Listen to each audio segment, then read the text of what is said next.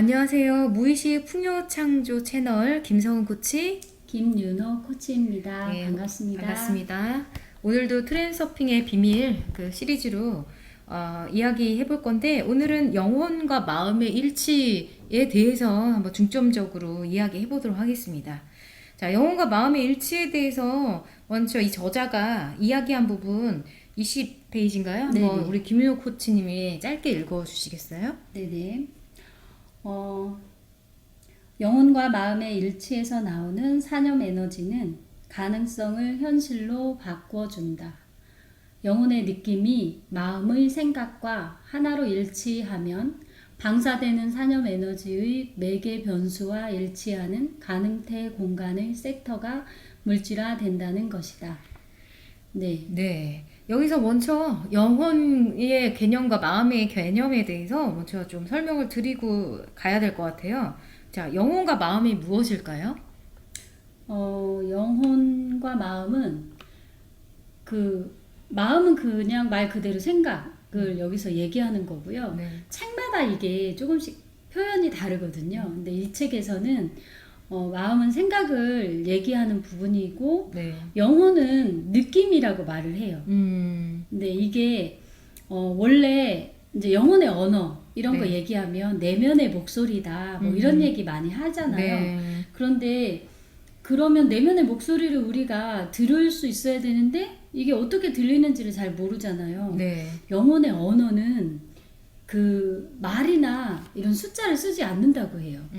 대신에 이제 느낌과 이미지 이런 걸로 말을 한다고 하죠. 네. 예, 그래서 여기 책에서 나온 대로 영혼의 느낌하고 마음의 생각, 그러니까 느낌과 생각이 하나로 일치되었을 때 자신이 그 원하는 것이 물질화된다, 현실에서 창조된다, 이런 의미인 것 같아요.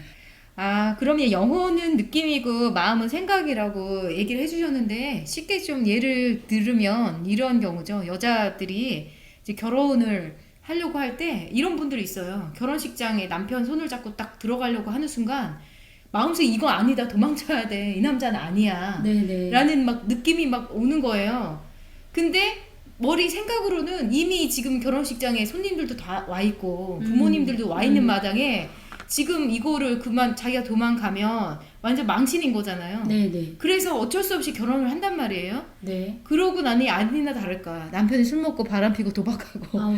그런 경우들이 굉장히 많습니다. 그러니까 이런 느낌이 그때 왔을 때 어떻게 했어야 됐을까요? 그 신부의 입증이라면. 그런 느낌이 막 왔어요. 막 절대 아니야.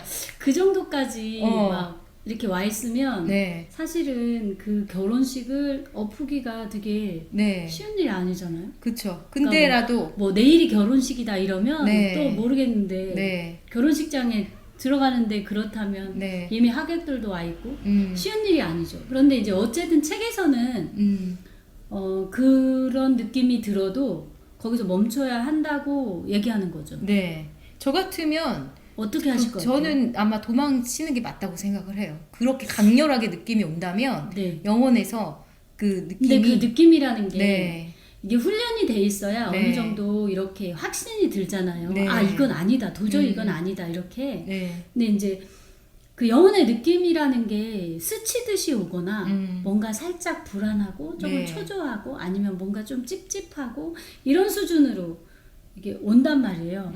그것조차도 이제 막 하객들이 많고 막 여기저기 인사하고 바쁘고 하면은 그 느낌을 잘 캐치하기가 어려운 거죠. 그렇죠. 그런 소중한 그래서 상황에서 그냥 계속 사람들이 네. 그 영혼의 느낌을 놓치고 그냥 현실에 이제 이렇게 묻혀서 가게 되는데 그런 네. 경우에 이제 힘들죠. 네. 네. 그래서 어쨌든 이 영혼과 마음의 일치라는 부분을 네. 이 트랜서핑의 비밀에서는 강조를 하고, 영혼과 마음이 일치됐을 때 가능태 공간의 섹터가 열린다. 즉 가능태 공간이라고는 우리가 이 무한한 여러 가지 현실을 창조할 수 있다는 뜻이잖아요. 네, 네. 그렇다면 이 영혼과 마음의 일치를 어떻게 하면 이룰 수 있을까가 중요한 맞아요. 그렇죠? 이 문제잖아요. 네. 우리 그럼 코치님은 영혼과 마음이 일치된 상태는 어떤 상태일까요? 영혼과 마음의 일치된 상태는 네.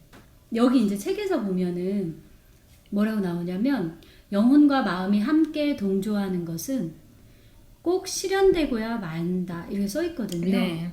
그래서 당신의 부산스러운 마음을 가라앉히고 자신의 영혼이 어떤 선택에 긍정적인 느낌을 주는지, 그러니까 긍정적인 신호를 주는지를 늘 살펴야 한다. 당신의 영혼은 당신이 무엇을 해야, 무엇을 가져야 행복할지를 그냥 안다. 지금까지의 방식을 뒤집어서 영혼의 순수한 의도에다 자신의 마음을 복종시킨다면 당신은 원하는 일이 저절로 벌어지는 행운의 흐름 위에 올라타게 될 것이다. 이렇게 얘기를 하는데요. 영혼과 마음이 일치된 상태는 마음이 일단 편안하겠죠. 그리고 여기서 얘기한 것처럼 긍정적인 느낌을 주는, 자기가 생각한 것이 뭔가 목표나 이런 게 있다면 그것을 생각할 때 마음이 편안하거나 이렇게 안정감을 주면 영혼과 마음의 느낌이 일치한 거라고 볼 수 있을 것 같은데요. 네. 반대로 뭔가 계속 찜찜하거나 마음에서 불안과 두려움, 여러 가지 집착이나 네.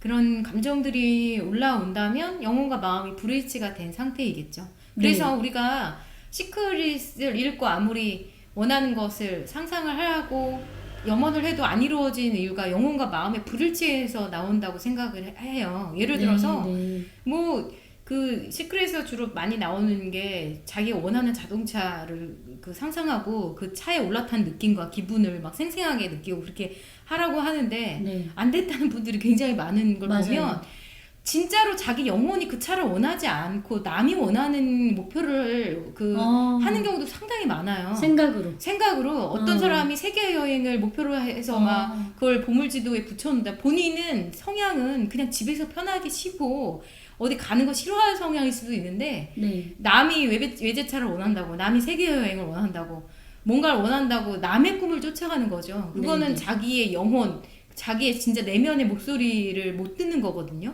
그러려면 일단 자기 성찰도 상당히 많이 필요한 것 같아요. 내 영혼이 정말로 무엇을 원하는가. 그런 성찰도 굉장히 많이 필요한 것 같은데요. 그러면 우리가 영혼과 마음을 일치를 하려면 어떻게 해야 할까?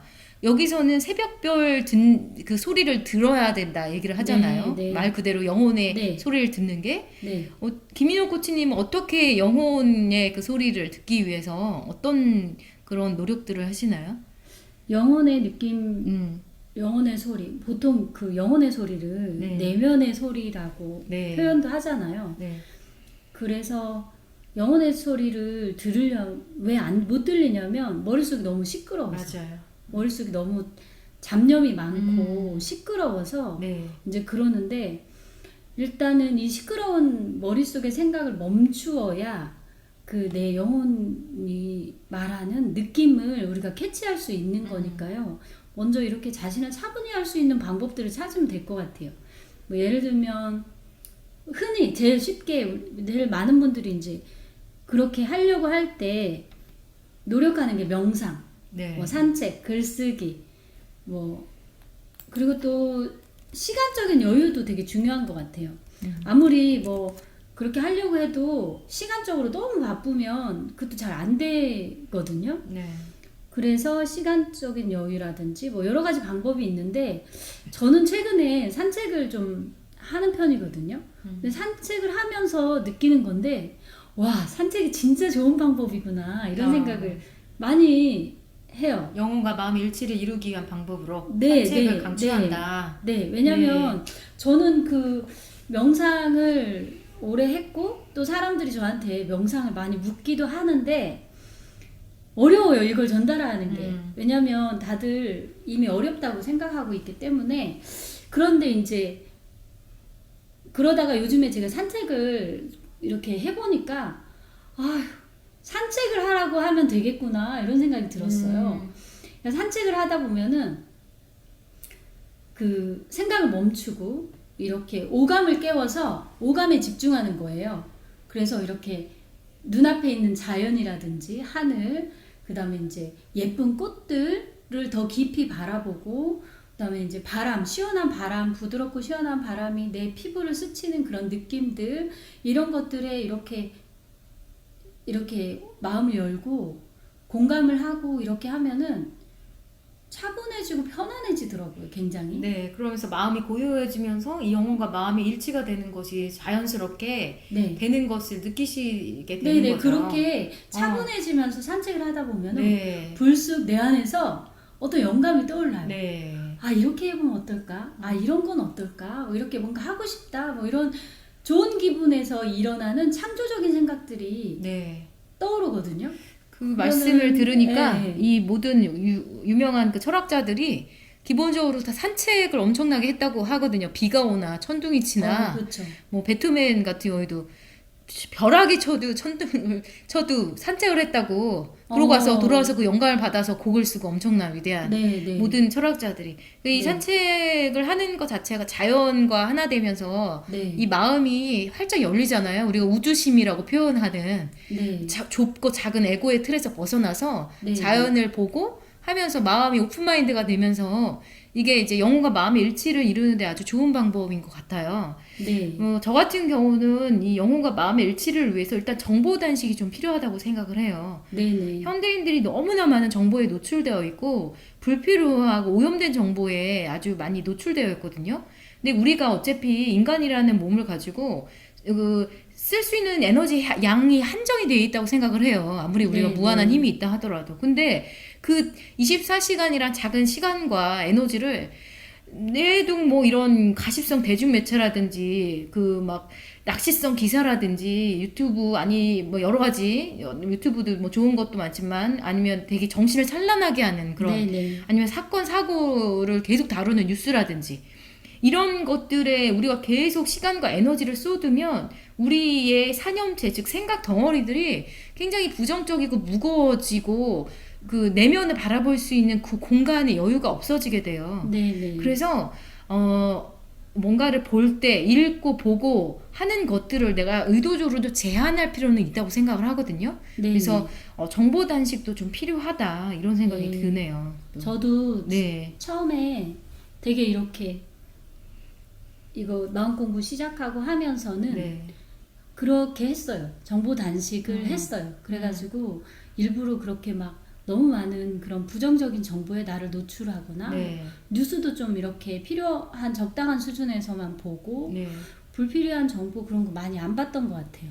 그 얘기를 하니까 요즘에 코로나 때문에 또 난리잖아요. 아, 제2차 대란이라서. 그렇죠. 근데 뉴스를 틀면 24시간 이제 코로나 이야기밖에 안 나오거든요. 네. 물론 우리가 이제 주의를 하고 뭐 거리두기도 하고 해야 되지만 그거를 계속 24시간 저도 이렇게 뉴스 한번 틀어놓으니까 심리적으로 괜히 불안해지는 게 있는 거예요. 굉장히 불안해지고 네. 이 지구가 뭔가 끝장날 것 같은 느낌이 약간의 네. 네. 그래서 이게 그런 걸 알고는 있지만 네. 굳이 의도적으로 그걸 하루 종일 그런 뉴스와 기사를 들으면서 우리가 어차피 우리가 일상생활 해야 되고 직장 나가야 되고 돈도 벌어야 되고 생활을 행복하게 살아야 되잖아요. 네. 네. 근데 그것에 계속 그렇게 우리가 노출되어 버리면 결국 우리가 이 트랜서핑에서 얘기하는 그런 펜들럼에 갇히게 되는 거거든요. 네. 네. 그래서 이런 부분도 좀 본인이 현명하게 좀 조절을 해야 되겠다는 생각이 들어요. 그렇죠. 네. 그래서 그 병원에 네. 그 심리 상담 받으시는 분들이 그렇게 많대요, 요즘에. 더 불안하니까 요즘에 네, 네. 우울증도 그래서 많아지고. 네, 엄청 그런 분들이 네. 많다고 이렇게 하는데 저도 네. 1차 때 그 코로나 1차 터졌을 때 네. 좀 영향을 받았던 것 같아요. 뭔가 해보려고 음. 하고 막 이렇게 했을 때였는데 네. 막 활동이 다시 다 이렇게 제한되고 네. 하니까 그때 좀 그랬던 것 같은데 이번에 2차 때는 그때 한번 겪었던 그런 것 때문인지 그렇게 마음이 많이 영향을 받거나 그렇진 않거든요. 네. 너무 많이 뉴스를 막 무한 반복해서 나오잖아요. 그렇죠. 반복해 볼 필요는 없을 것 같아요. 맞아요. 네. 그렇게. 그러니까 미국 이제 대공황 때도 하루에 그 빌딩에서 뛰어내려서 자살한 사람이 그렇게 많았다고 그러잖아요. 또 반면 어떤 사람은 그 대공황 기회를 잡아서 백만장자가 된 사람도 그렇게 많다는 거예요. 그러니까 우리가 위기는 어쩔 수 없이 계속 오는 거고 이 살아가면서 인생이라는 것 자체가 위기의 연속이니까. 네네. 근데 그 위기 속에서 그걸 기회로 만들 것이냐 아니 거기 빠져서 정말 우울증과 공황 상태에 빠질 것이냐는 우리의 선택에 달려 있는 거죠. 그래서 이 방송을 혹시 들으시는 분들도 코로나 때문에 우울하신 분들이 있다면 좀 이렇게 마음을 좀 정화를 하시고 다른 것에 좀 집중을 하시면서 내 삶을 행복하고 즐겁게 영위하실 수 있도록 하셨으면 좋겠다는 의미에서 이 얘기를 좀 드렸습니다. 네, 네.